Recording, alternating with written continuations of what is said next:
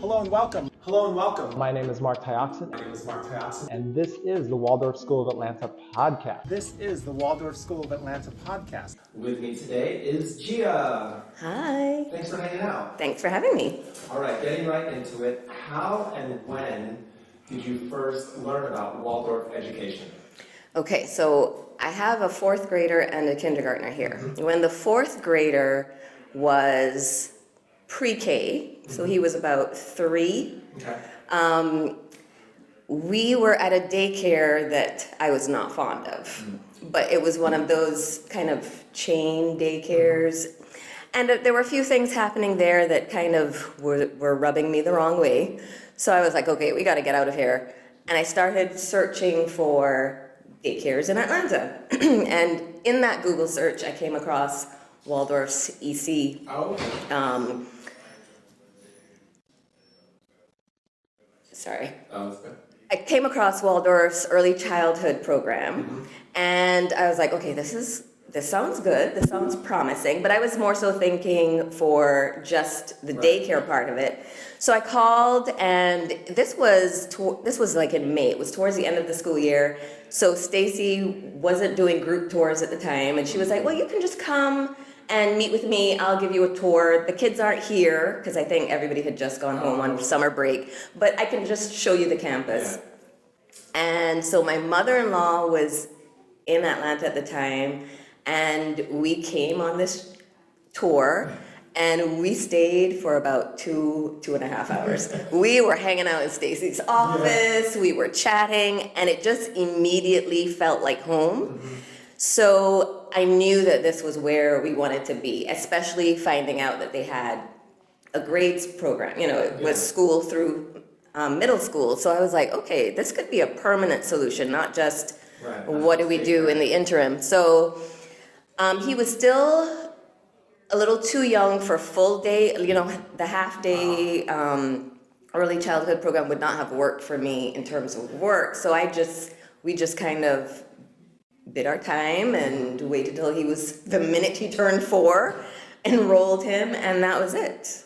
We've been in this blissful place ever since. When you took that tour, what things sort of struck you as like, this is amazing, this felt good? What struck me the most was how close to my school experience it was growing up in the Caribbean. Oh, okay. Because both my husband and I are from the Caribbean, so school for me was playing outside. It was running around outside, playing in nature, and I always found that when I moved to the States for college, it really seemed odd to me that school-age children were in a building all day long. I couldn't wrap my head around it, So immediately that was the first thing that drew me. I was like, oh, like there are blackboards and, teachers write with chalk here and kids can run around outside. This looks normal to me, So that was the first thing that struck me. And I really also loved the attention to childhood. I mean, that sounds odd. You would think that all schools would have an attention to childhood, but they don't. They say they do. Exactly. So all of the little things, like them doing crafts and singing, and Stacy showed us all the main lesson books, and there was such an artistic approach to learning. So yeah, all of that really kind of solidified it for us. Going back just a step, so you visited the campus, Stacy sort of gave you a tour, and she spent 2+ hours with just you. Yes, and my mother-in-law, And your mother-in-law. hanging out on her couch. I mean, that's considerable. Yes. Yeah, right? When he started school, your first, what were some of the things that were there any things that you noticed, how he sort of reacted to being in this environment? Oh, the second time that I knew that this was it was, for early childhood, they have their observation day. So in February, potential students come and they spend a couple of hours. The parents go off to Hazelwood Hall and chat. And my oldest, at that time, when he was at that daycare, I was finding that he was like super shy and super like inward. And, we would go to a birthday party and he would cling to me. And, it was I was kind of concerned that he was not socializing well, but that he was not as confident and as outgoing as I thought he could be. So we came to that observation day, and I was a little nervous. I was like, okay, he's going to have to go off on his own, and I hope he's going to be okay for these 2 hours. That child walked through the door, did not look back. When the 2 hours was up and we had to meet them back at Miss Keeney's door, he came running out covered in mud and blissfully happy. He immediately took to this place, and I was like, oh, all right. Well, I feel good about this now. So there was really no transitional period. I mean, he jumped right in, and for him at the time, that was a huge deal. Now, we all think our children are special. Right. But in what sort of ways would you say that over the years, Waldorf has really highlighted or boosted certain qualities specific to your child? Yeah, oh my gosh. First of all, that confidence that I was nervous about, don't have that problem anymore. Great.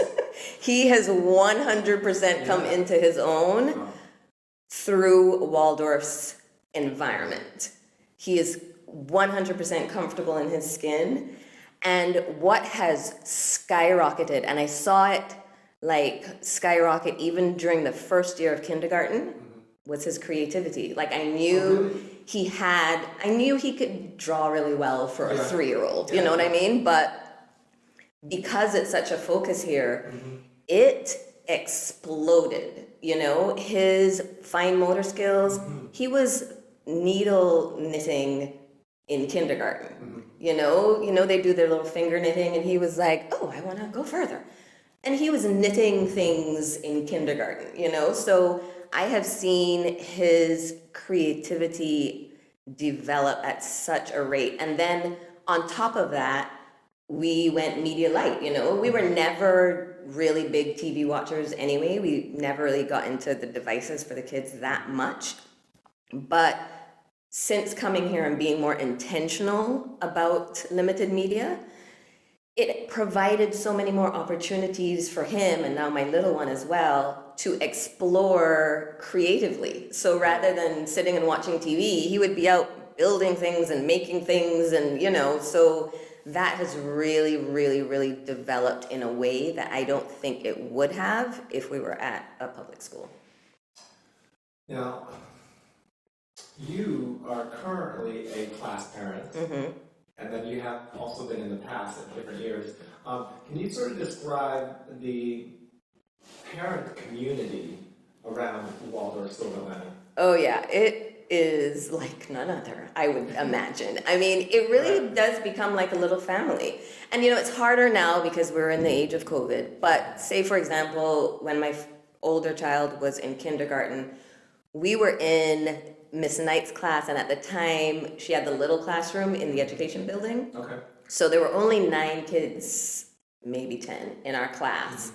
So having such a small group, the parents really, we just came together so easily, and it was so easy to have get-togethers and potlucks, and, it was really, really sweet and intimate, so you really got to know the other parents in the class and connect with them beyond, what are our kids doing, in school every day. One of the things, and you feel like this is either a bit, they say, one of those things where they say it's open and available in different schools, but really at Waldorf where if you want to be more involved, and you have the time, you really can be. Oh, yeah.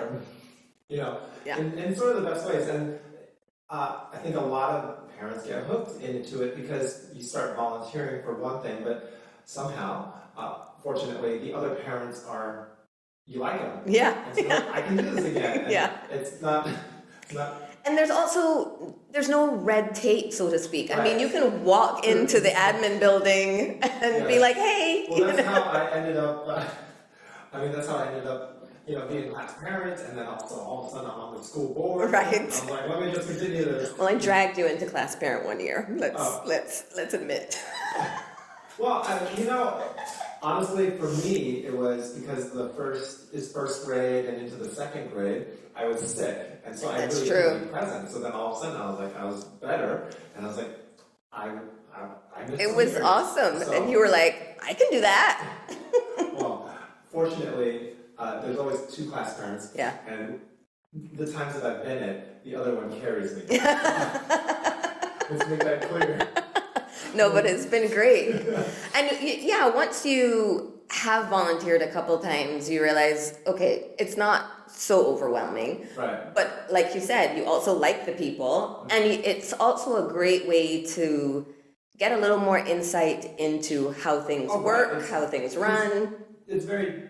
Yeah, you're not allowed to, just sit in the classroom all the time. Right. You wonder, what's going on. Exactly. So you can be in the periphery and just feel like you know more of what's going on. Yeah. And I feel like many Waldorf parents that send their children here want to have an increased level of involvement than they would, especially at public schools. Right. Without much pushback from sort of the administration. Right. They're like, this is public school, you need to stay off. Right. You can only come in with absolute permission and Yeah. everything else. Not to say that we're not safe and everything, but yeah, there is a more openness, and just if you're willing to be here. Yeah. You're invited with open arms. Right. So what are your thoughts around the part where the teacher moves up with the class every year? So far for us, it's been great. Mm-hmm. I can see how if for some reason you don't connect with a particular teacher, that might become challenging. But again, the environment is such that you are encouraged and welcome to have those difficult conversations, we've been lucky enough, my older kid and your kid are in the same class, and we love our teacher, and it's been a wonderful experience so far.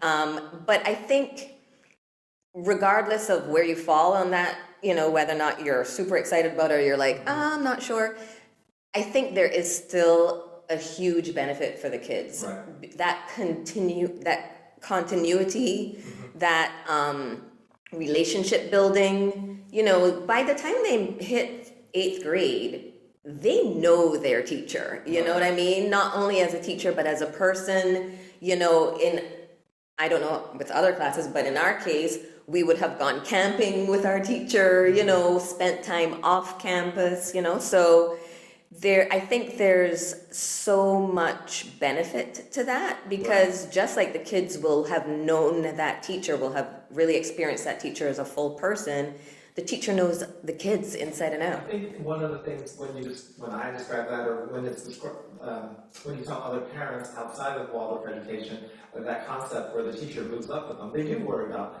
what if it doesn't work out, what if, but that's also, you consider the fact that because of that structure, the selection of the teacher is kind of a bigger deal. Yep. Okay, the temperament and all the things that go into it that I don't even know about. Right. Because I'm just a parent. So there's that piece, but also throughout the years, the support from the administration as Yes. far as the education, not only just the education of the curriculum and academics, but also the education towards how the children are developing through each year emotionally, and what the children are emotionally going through, part of that whole child development and everything else that we care about. So while when you're introduced, what?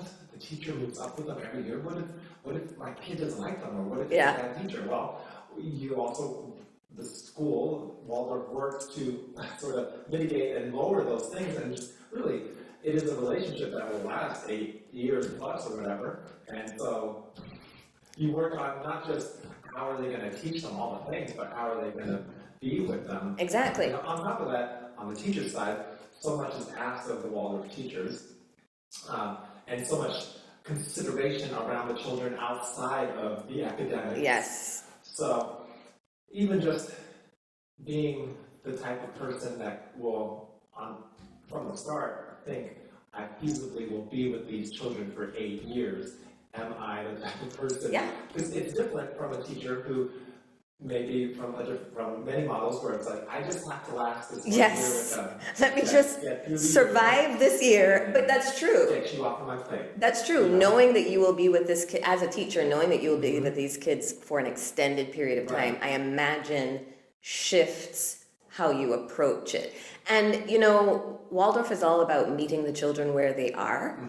And it's super valuable to see the development of these children over the years. So for the teacher, they really are equipped to meet them where they are. And because they have seen shifts that they've made, growth that they've made, improvement that they've made, so they can know, okay, this child struggled with this at this point, not even necessarily academically, but Right. emotionally, whatever it is. Now we're here, but I know the history of this, so I'm going to approach this in a way that, you know, so it on all fronts, it's a One of the huge things that benefit. I talk about is the development of a child isn't limited to the beginning and start of each school year. Yeah. So if there is overlap, so if there is a deficiency, they get completed by summer break, and all of a sudden, like 2 months into the next year, the teacher can notice, like, oh, and the teacher probably was not worried, knowing that it will come. Right. You know, so. Right, you don't have that Right. finality, On like, top of, even if, so with the teachers moving up with them, it's not a new teacher who then thinks you're really far behind. right, And now I'm going to stick you and label you. right, You know, It's true. And all of a sudden you're on this sort of bad track. yeah, Right? yeah, Because they have that. It's the difference between having a view of only 1 year versus looking at it over the course of 8 years. Exactly. You know, where you fall in, and you can complete everything. exactly, you know, and every child's not going to be on the same schedule, the same Right. timeline, you know, so yeah, that makes a huge difference. What grade is your younger one in? My younger one's in his first year in kindergarten. Oh, okay. So, I have a question, I'm sure. As far as the curriculum or any part of the school, what are some of your favorite things about it? Oh Whether gosh, you, or for your children, or for your family even. oh my gosh, how am I supposed to pick? It's all so good, Mark. Well, as a creative person, you know, I love the creative approach, first of all, but I also love the practical approach to learning that Waldorf carries. It's not just sit in your chair and repeat after me. You know, the kids use their whole bodies, their whole entire experiences to learn things, you know? So I think for me, that's the biggest key because it's immersive, you know, and well, I know I would have retained things a whole lot more if I had a more immersive educational experience, you know? So I think that is what I love the most, is how well-rounded and immersive their learning is, you know? They build, they climb, they go to the river and take giant containers and pour out river water for their measurements block, you know? You just imagine scenarios often where the class will be like wondering about something, and then Miss Stevens will say, well, let's go to the river and find out. Yeah, Like, she yeah. will just be like, well, we have time. Which they did. Right, yeah. So let's go to the nearby river and find out. Yeah. They break their day for that. Yeah. Even with math, I mean, math is not my strong suit, but when they started, second grade, third grade, with their number sense, and rather than just having numbers on a board and trying to figure that out, you know, it's like, well, let's say that this is 25 strawberries and the farmer, you know, just how they bring real life situations into their teaching to help ground it for the As much as kids. they can, and especially, and with that, the emphasis on storytelling. Yes. So, which can, cover several subjects at once, but also in not only just storytelling, but the way that they include the children in the storytelling. Absolutely. So, And to that end, storytelling, you know, I was talking to somebody when my oldest was in kindergarten, and that person also had a kindergartner, and their school was teaching them to read right. in kindergarten. And during the conversation, I mentioned, no, well, they don't teach them to read in kindergarten, but you know, they tell a lot of stories, and the person kind of was like, okay. Right. But people underestimate the power of storytelling. I have watched, first of all, the retention. Like my current kindergartner, we have these fairy tale audiobooks that he listens to over and over again, and even my older one will listen with him. He can practically recite an entire story from that audiobook.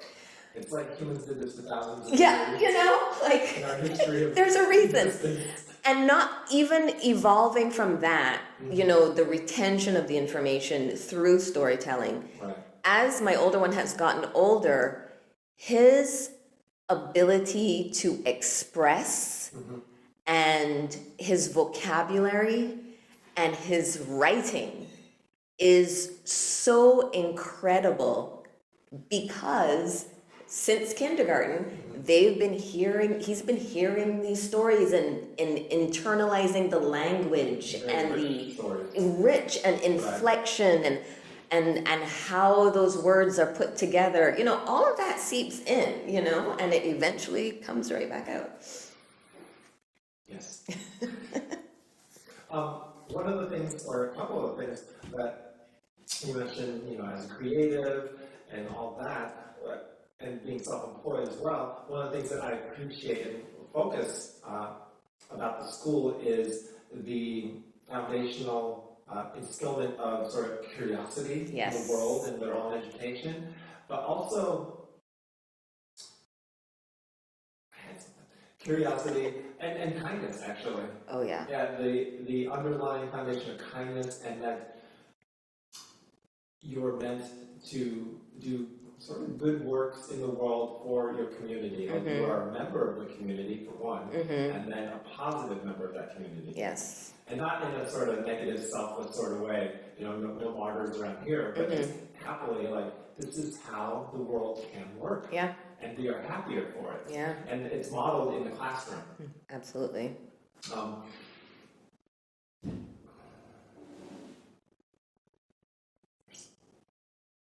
no. I'm shocked you don't have these written down. I know, I never should. remember any of this. Well, I just edit it, and maybe I don't. And then people are like, oh, it's so real. It's just, yeah. I mean, You're really good. no. I would be sitting here like, so. I'll just bring the mic closer. And then stop for time. And then drink my tea. Yeah.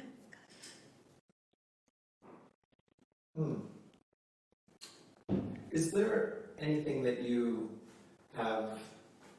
Oh no, let's go right to this one. For people that aren't in Waldorf education and haven't experienced it or ever heard of it, what is one thing you maybe would like to share with them? My kids do not like when there's no school. My kids miss school when they're on break. They are happy children at school, you know? And so many people, you know, so many kids drag themselves to school or have negative experiences in school. Waldorf is really, I mean, this sounds like I'm being hyperbolic, but it is a utopian bubble for childhood. It really is. I absolutely have, and it is delicious. No, but seriously, I have never had to really be worried about how they're faring at school every day. You know, I drop them off, and I'm fully confident that they are safe, they are happy, and they are thriving. Yeah. You know, and unfortunately, there are lots of kids out there who do not feel safe, happy, or thriving in school.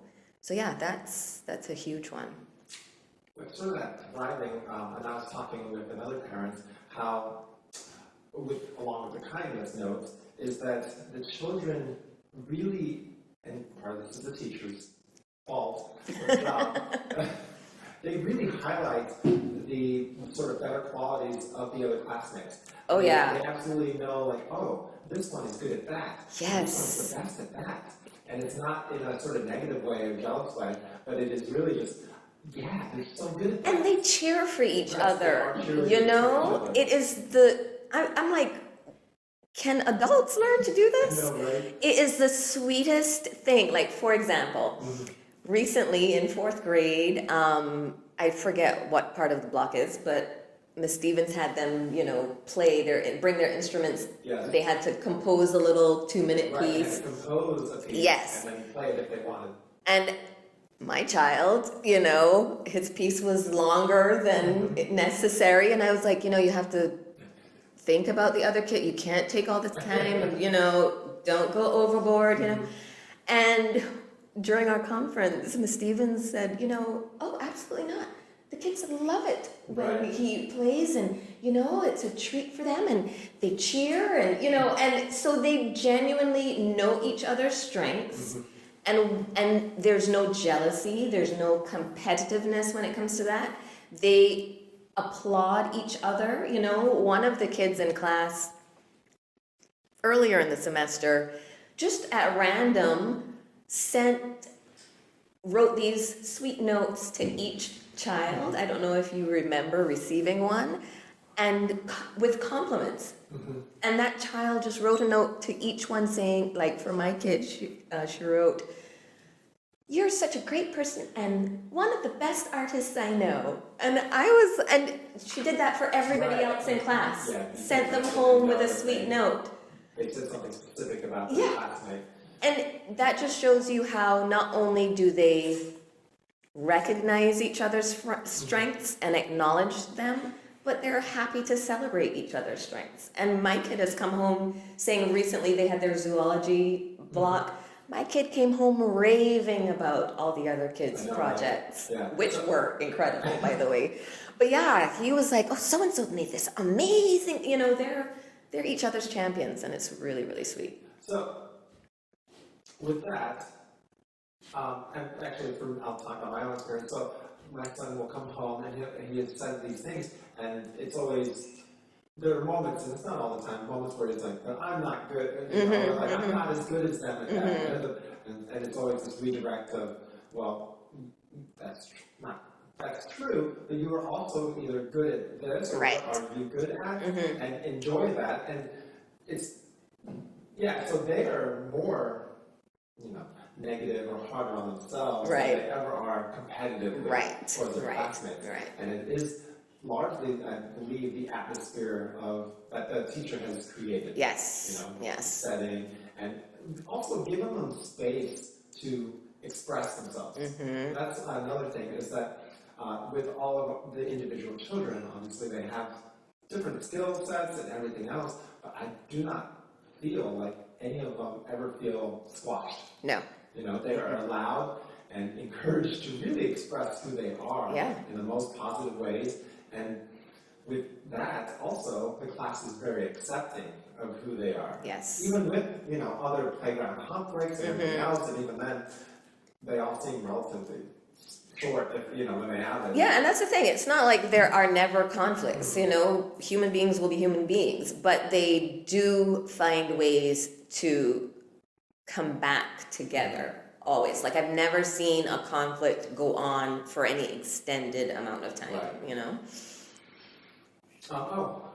What do you think about the part where there are no grades? Okay, so the West Indian side of me that, and most immigrant children and cultures are like this, The parents are like, so 98%? Where's the other When I two? first got my seat, my first seat, I was grounded from school. If you're not going to get A's or at least B's, Why are you going there? You don't get to go to school. So I was like grounded Yes. for 3 days from school. We grew up very focused on grades and achievement. You know, in the Caribbean, when I grew up at 11, so in middle school, you take an exam that's kind of the equivalent of an SAT, that kind of very determining exam, and that tells you what high school you go to, right? It's a different structure there. So high school starts at 12, you know, and goes straight up to 18. And if you do well enough in that exam, you go to a good school. If you don't, so you know this exam that 11-year-olds have to take can determine the trajectory of your life. You know, that's how focused on grades we were. So because it's ingrained in me, part of me, way back in the back of my mind, is kind of like, but what grade would this be? You know, this project looks great, but what grade would that be? But I've learned to put. What grade are they getting in kindness? I want to know, is it an A plus in kindness? But I do, you know, the logical side of my brain realizes that that is not the be all and the end all, and my kids are actually better off with this system than they would have been with a graded system. And the other thing that has kind of quelled that for me is when my older one was in first grade, one of the kids in class had a sibling in fifth grade. And that parent was telling me how the fifth graders do a test. I don't know if it's a typical standardized test. They do some tests that all fifth graders have to do across the country. And even though our kids are not typically tested in that way, apparently the fifth graders that year outshone all of the other schools or were at the top tier along with public schools. So that was just a reminder to me that even though they are not being graded, they are doing the work. You know, they are learning at the same pace and with the same results, if not better, than a system where there was grading. As a parent, if you are paying attention to the work, and now that they do homework, to the homework that they're doing, I mean, you have to help them sometimes, so you can't pay attention. Right. And when you can't do the math the way they're doing the math, Yeah. you get an idea of where they're at. And in general, you can tell how well they read. Absolutely. Other areas such as that. For me, the whole not grade things, I like it mostly because I get so much more information from the types of reports that they do. Yes. Oh, those reports are fantastic. A letter. A letter and a note, well done, you know? Incredible, in-depth report on many aspects of his development as a person, as a human, you know, in a social setting.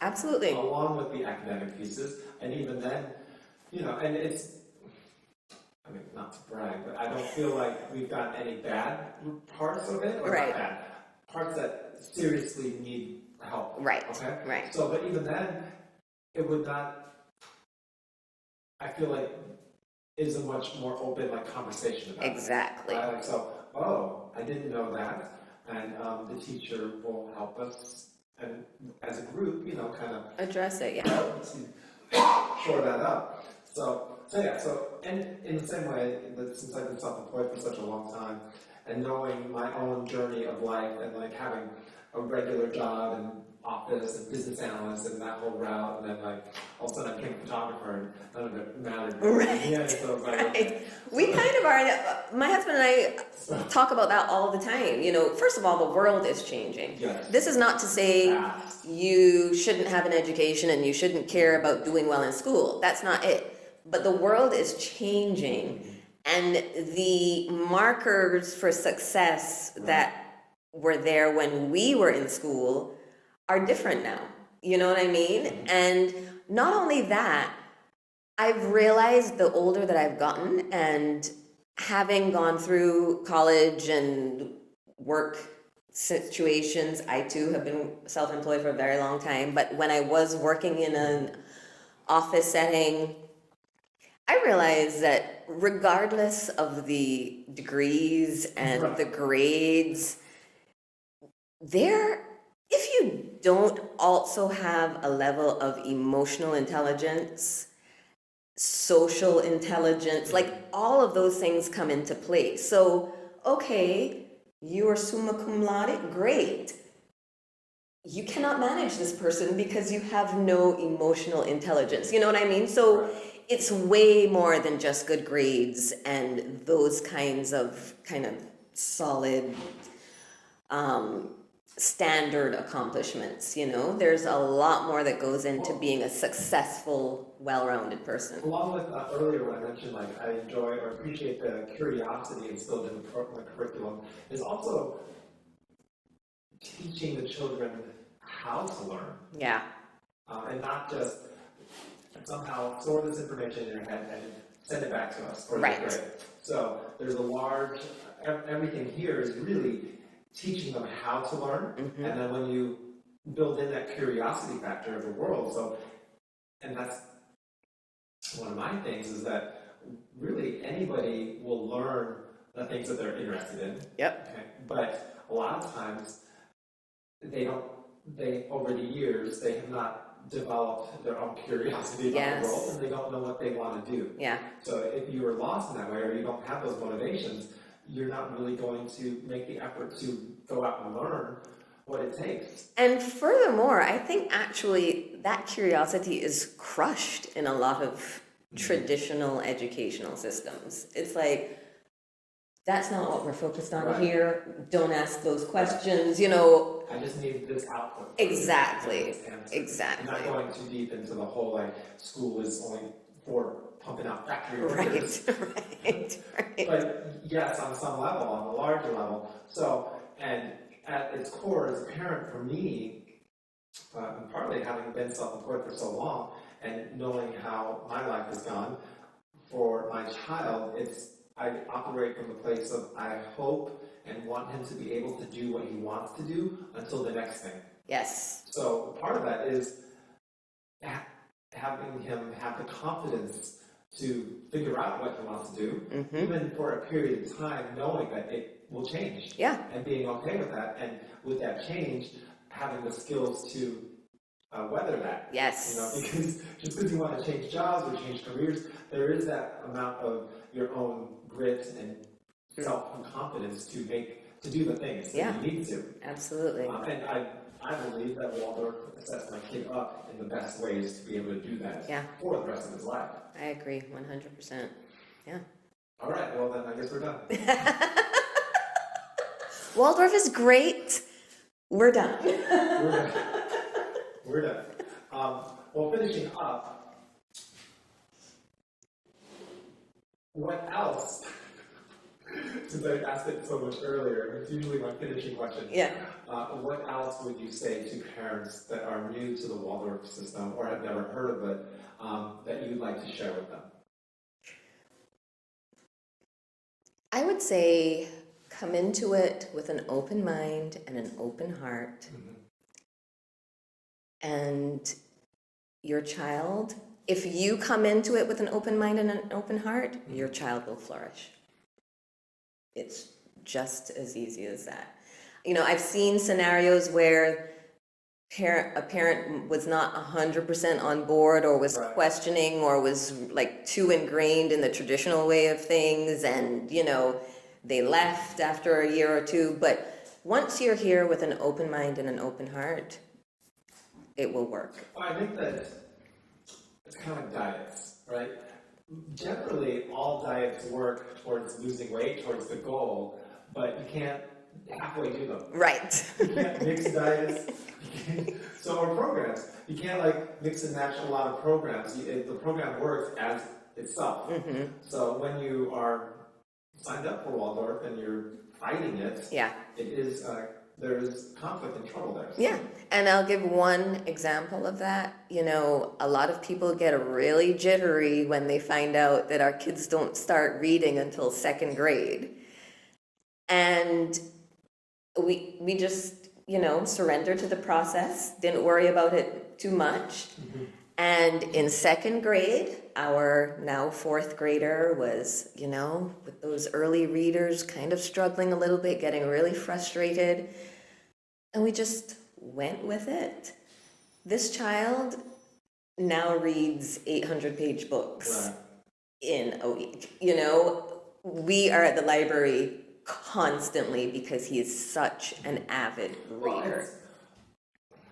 It's easy to forget or not really realize or question why would it be good for children to start learning to read in kindergarten? How effective is that? It wasn't always that way, so why all of a sudden is that a better way?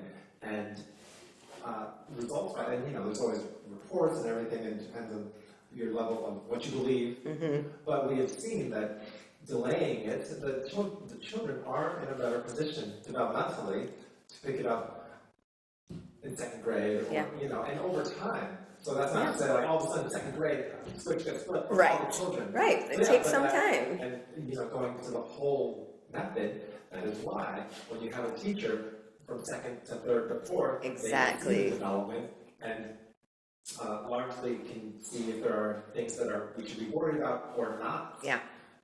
But yes, that does take some of the parents' own grit to stand with that in the face of the rest of the world saying, my child can now read in kindergarten. Yeah. Not necessarily knowing how that affects their comprehension and understanding further down the line. Exactly. Just knowing that they can have the output of reading.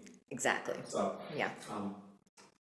thanks for hanging out. Thanks for having me, Mark. It was fun. That's the end. All right. I'm always working on, not really, I've given up on working on the proper ending. Right. It's always so hard. Especially when the conversation is good and it's flowing, you kind of, it's very easy to keep going. Turn the camera and say, that is the end. Okay, we're finished. Thank you for spending time with us today here at the Waldorf School of Atlanta podcast. Goodbye. Bye-bye. Be good. Good night. Yes. Mark out. Mark out. Yeah.